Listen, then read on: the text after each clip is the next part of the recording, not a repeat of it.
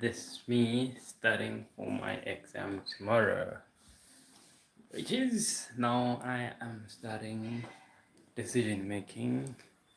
So the chapter is decision making. So basically, I am on the last page. Well, I did that study at the first, but I still have to go back. So now I am on conflict resolution. So under conflict resolution, we have 5 steps. So which is step one is decide whether you have a misunderstanding or a true disagreement. Then for for step two, you define the problem and collect facts. So, okay, but firstly, I think I would like to basically state and then define what we have under each, right? But first, I'm going to list them. Then, stage three, you clarify perceptions. Step four, you generate alternative options. Um, excuse me. Then, step five, you implement options with integrity. Then okay, step okay. Then for my step one, decide whether you have a misunderstanding or a true disagreement. So so basically, a misunderstanding is a failure to understand the other person's point. Then a disagreement is a failure to understand the other person. Oh no, it's the failure to agree. That's a disagreement. Despite despite having accurate understanding, it will persist to go on.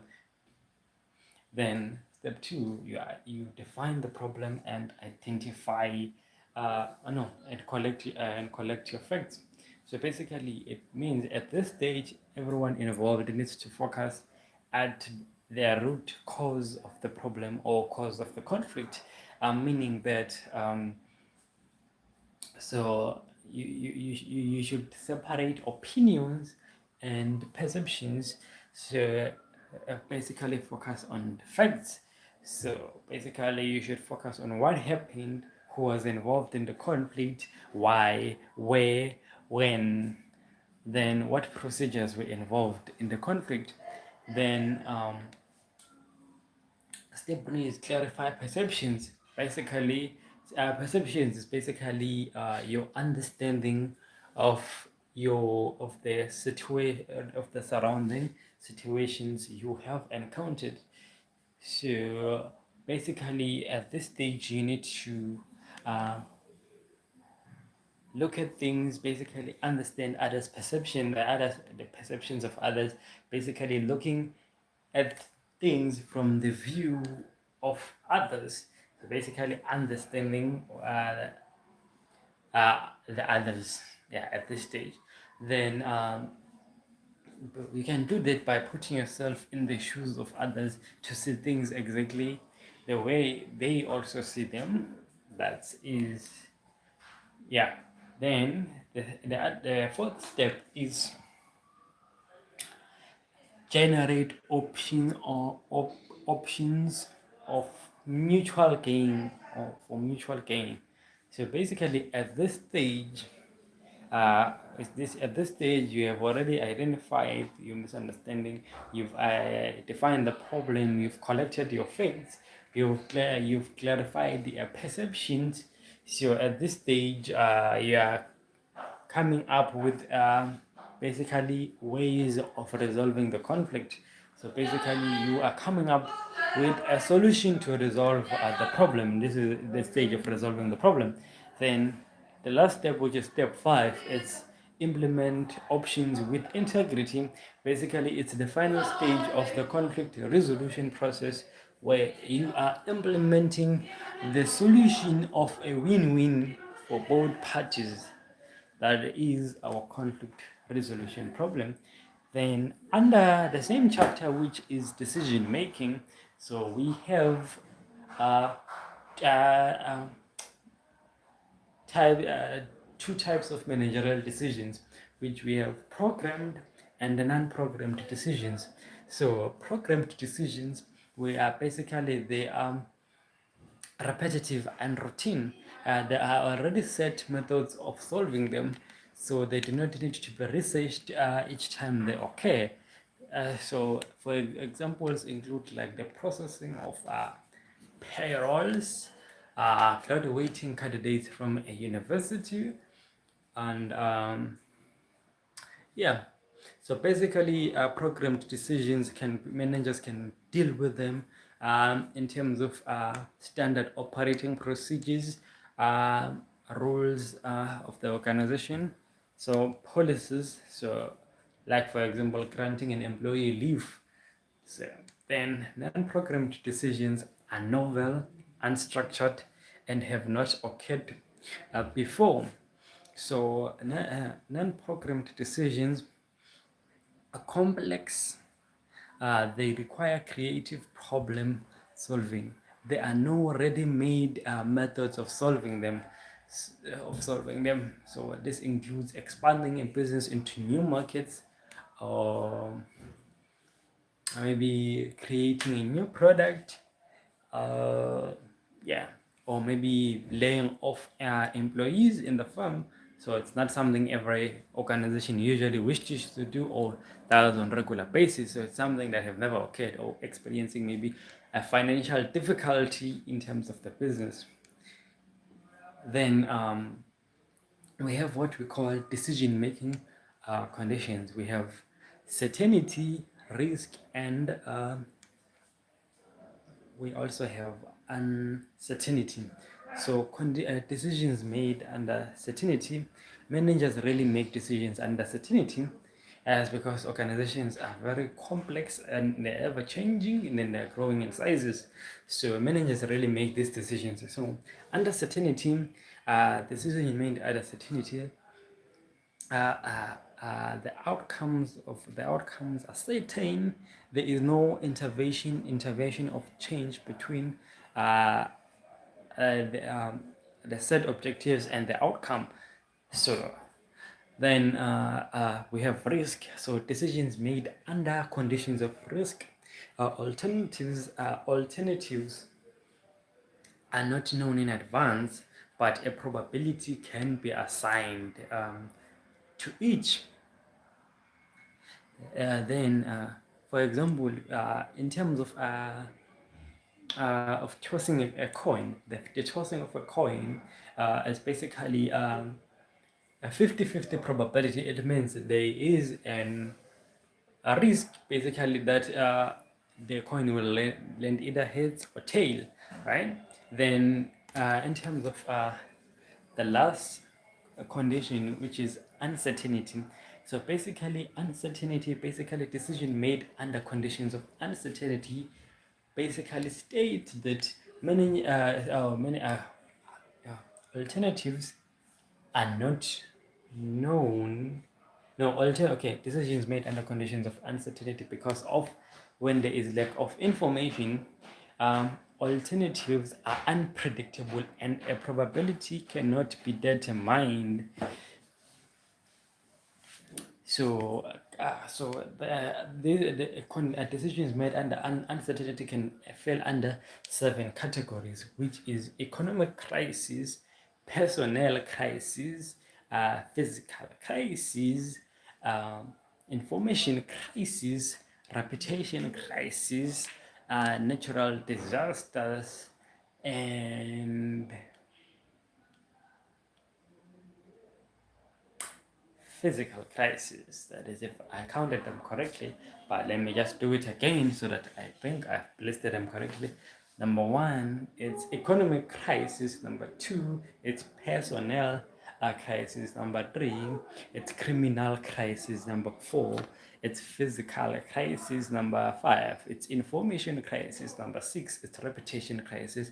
And number seven, it's natural disasters. So economic crisis is when a country suddenly experiences an sudden economic downturn. Basically, this includes things like a recession, stock market crashes, or hostile takeovers.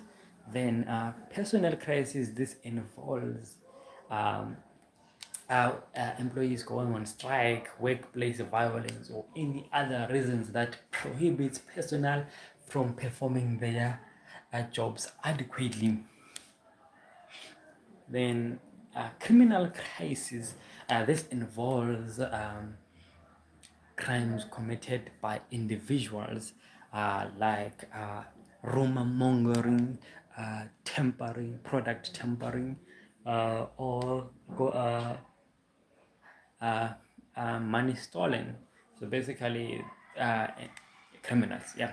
Then we also have physical crisis. Basically, this involves um, problems related to the supply of raw material or product quality or product quality or product failure. Then it also involves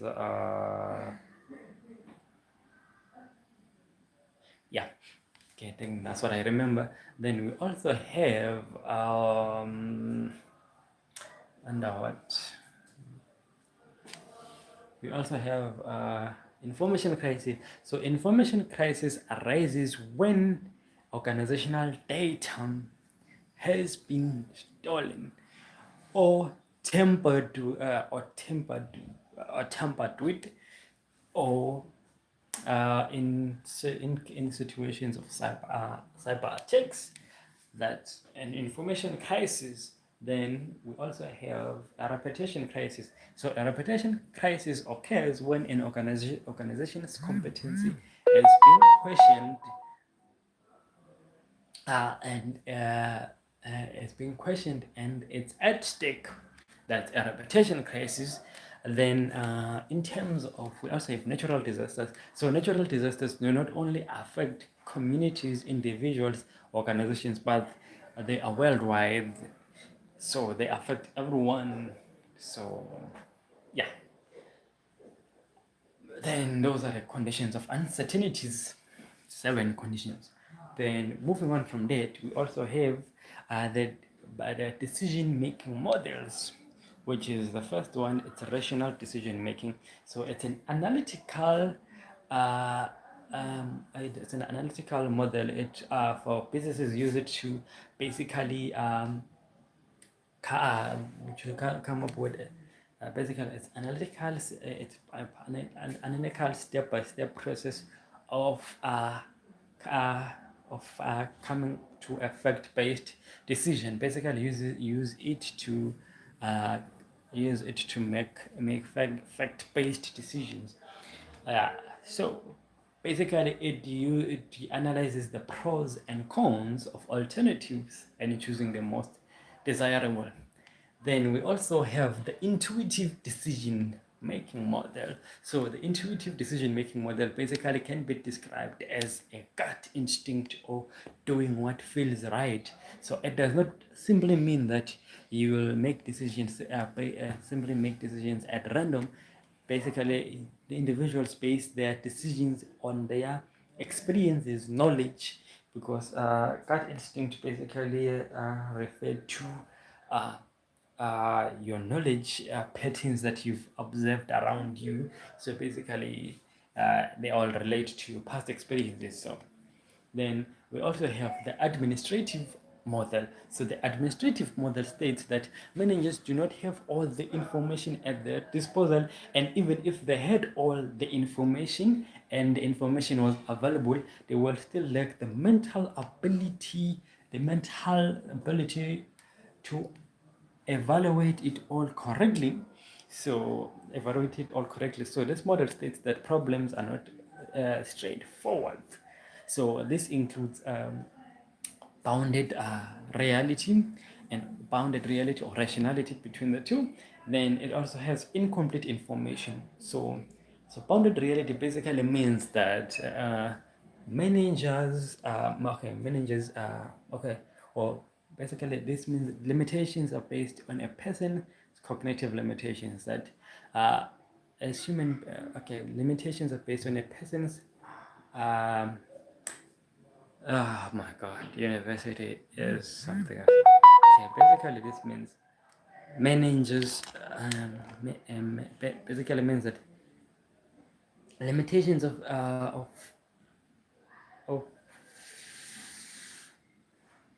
boy, okay, I don't know, but okay, basically, I don't remember correctly anymore. But I'm gonna go back and check on my notes. But if I remember correctly, it states that limitations of capabilities are limited because of, on a person's cognitive limitation, basically, that related to how we interact and interact or interpret or like basically how we interpret information. Basically it's related to our cognitive limitation. Then we have incomplete information. So basically incomplete information is separated into two parts. It's money and time constraints, and then ambiguous information. So the first reason for incomplete information is that managers do not always have the money or the time uh, to search for alternatives and evaluate them and evaluated them. Uh, then the second reason is that managers. The second reason is that is sometimes the information at a manager's disposal is ambiguous information. So incomplete information can be described as information that is not clear and can be interpreted in many conflicting ways. Then the last one is satisfaction. So rather than managers calling managers would prefer to select and use the most satisfactory solution to a problem rather than trying to choose the best solution. Then moving on to the other models, which is we have the classical model. The classical model is prescriptive and it states exactly how a decision should be made. So it says that managers have all the information at their disposal and choose from a range of alternatives and make the most desirable choice. Then we have the incremental model. So basically, the incremental model. The incremental model states that managers would simply choose to solve a problem in a step-by-step process because in a step-by-step process to save because it is too costly and time-consuming to solve the problem at once. I remember that now. Then we also have the garbage can model. The garbage can model simply states that organizations do not function as computers and do not function as computers. So the garbage can model states that problems and solutions are poured into the garbage can, and when they need to solve a problem, they fumble around the garbage can, and the solution is pulled out virtually at random.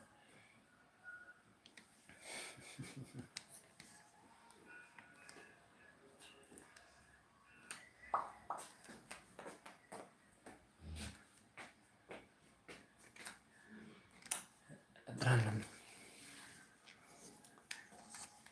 Then we have well, was it the garbage can? Yes. Is it the last one?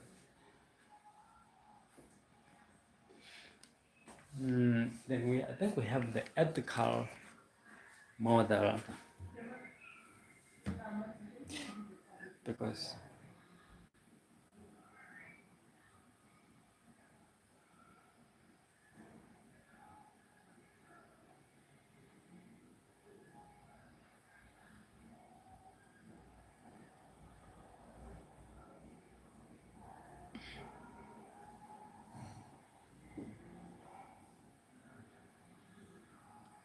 oh yeah, we have the other two which I do not know, but I'm just gonna read them now just so I remember.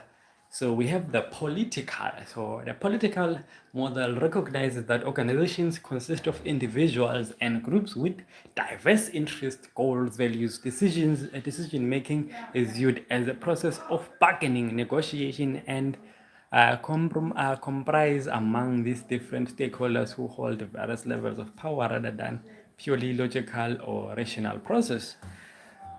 Then we have the ethical. The ethical model focuses on evaluating choices through the lens of moral principles and corporate values.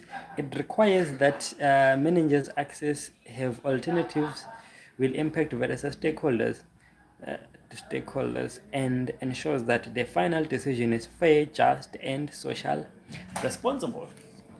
Then we after that we have the types of leaders. So in terms of the types of leaders, we have the entrepreneurial leader, we have the complacent leader, then we have the turnaround leader, then we have the collusive leader, then we have the arrogant leader, then we have the dictatorial leader. So then let me come to them now. So now, the entrepreneurial leader characterized by visionary thinking, innovation, and willingness to make calculated risk. They excel in identifying market opportunities and building businesses from the ground up, often operating with high degree of agility and drive. Then the professional leader who relies on structured expertise and established best practices and specialized knowledge to manage organizations. They typically brought in to stabilize and scale the established business. Then we have the complacent leader, a leader who is overly satisfied with the current status quo and lacks the drive to initiate necessary changes. They often ignore shifting markets, trends, or internal threats, which can lead to organizational stagnation and voluntary. Then we have the collusive leader, the leader that naturally engages with and involves people at every opportunity because of the uh, consuming, but implementation is far more effective as the necessary parties have been involved. There is a buy-in into the decision. Then we have the dictatorial leader, a leader who holds absolute authority and makes all decisions without consulting with their team. They demand strict compliance and unquestioned or questioning obedience, often using cohesive or rigid control to direct subordinates. Arrogant leader, a leader who possesses an inflated sense of their own importance and expertise. They tend to dismiss the ideas and feedback of others, refuse to accept responsibility for their mistakes.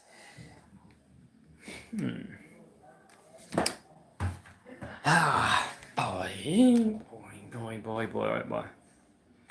Yep.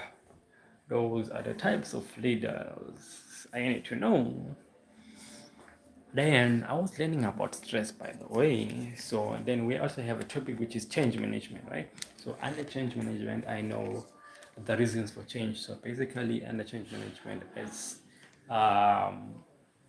reasons for change is a change in leadership, a change in strategy, a change in company culture, a change in crisis situation, a change in business model, a change in leadership. I think maybe I might have counted, I might repeat some of them. Uh,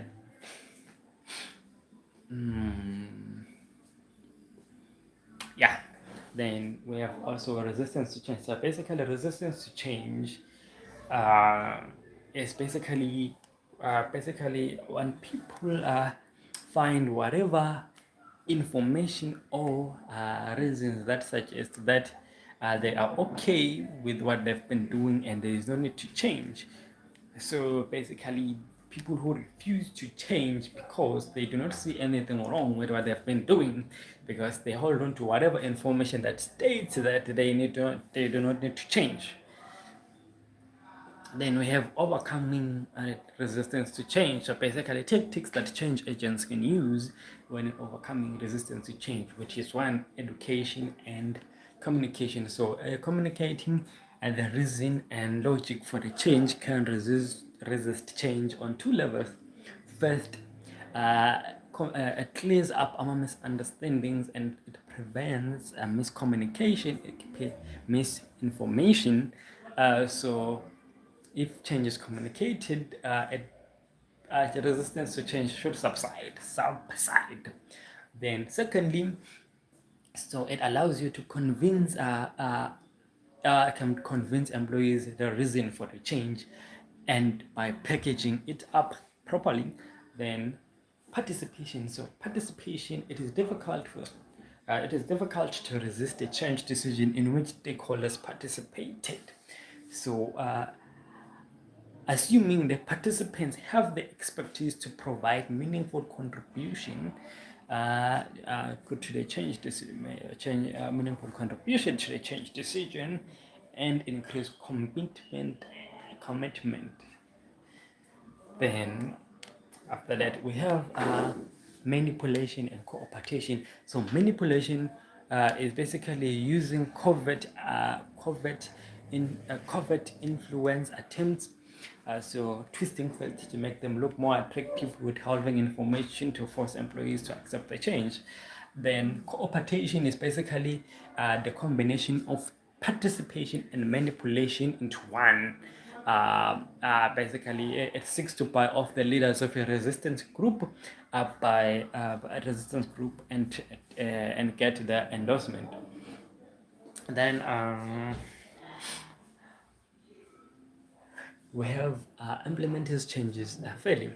So procedural fairness is at the most important when employees perceive the outcome to be as negative. So changes must be implemented fairly. Then we have building support and commitment. So basically, if employees' anxiety and fears are high, a short going to therapy or a short paid leave may facilitate the change. Then building develop positive relations. So employees are more likely to trust the change.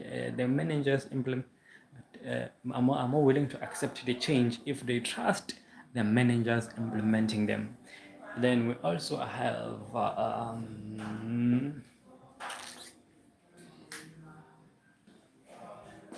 accept employees who accept the change. So basically that means that some employees so the ability to accept change is related to a person's personality. Some people view change as an opportunity, some people view change as threatening. So yeah, then we have cohesion. So basically the application of direct threats and force to get employees to accept the change. Then we have what we call stress. So stress is a dynamic my god, I don't know. No, I'm not gonna define that. I don't even like the topic.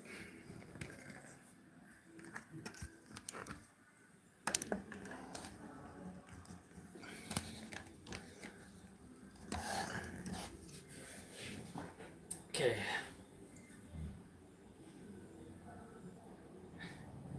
Okay. Stress is a dynamic condition where an individual is confronted with an opportunity, demand, and resource in which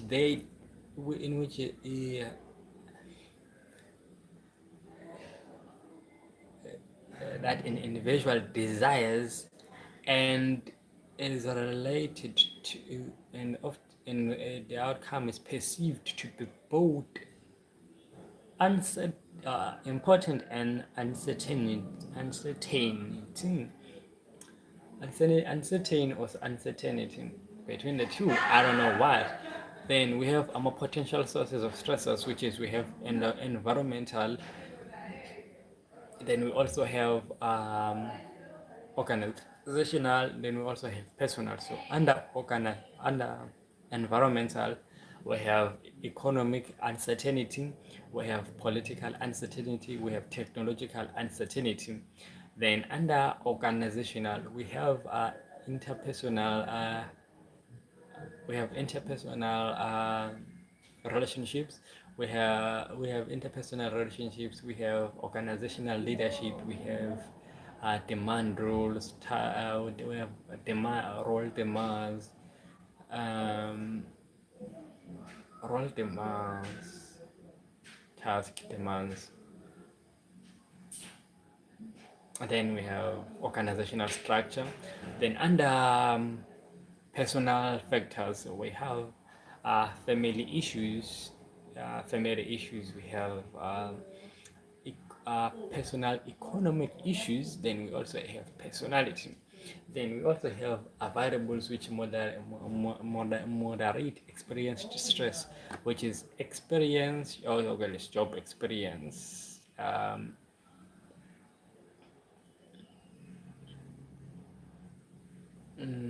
It's social support, and it's personality. It's personal.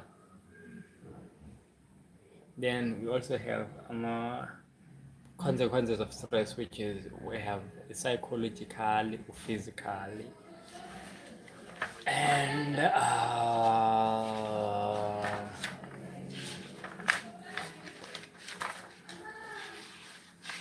behavioral.